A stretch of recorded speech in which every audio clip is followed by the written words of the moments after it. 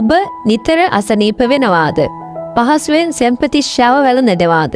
නැත්නම් ශක්තිය අඩු බවක් දැනෙනවාද? ඔබේ ප්‍රතිශක්තිකරණ පද්ධතිය ඔබ සිතනවාට වඩා දුර්වල විය හැකියි.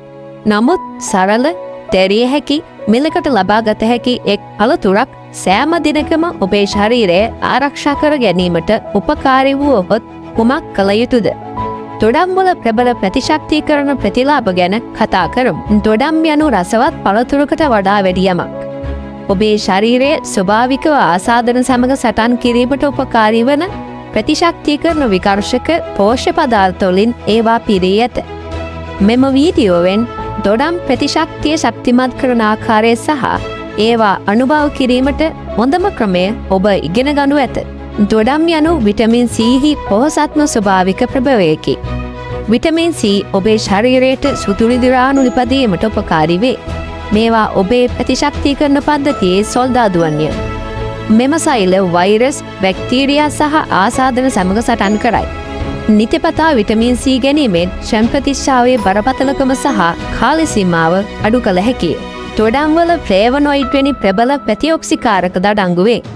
මෙම ප්‍රතිඔක්සිකාරක ඔබේ සෛල හානිවලින් ආරක්ෂා කරයි. දැවිල්ල අඩු කරයි.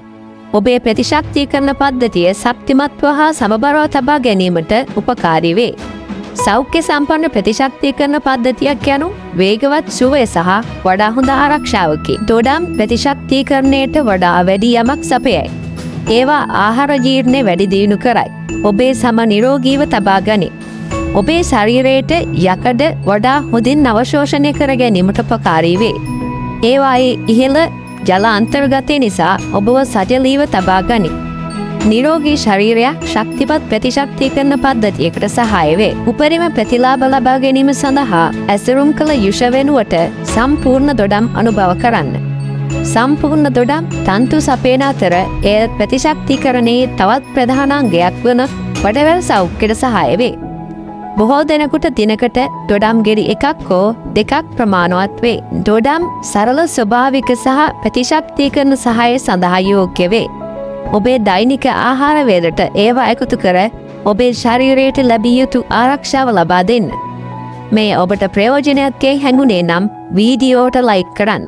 මිතුරන් සමග බෙදා ගන්න. තවත් ස්වභාවික සෞඛ්‍ය උපදෙස් සඳහා සබ්ස්ක්‍රයිබ් කරන්න.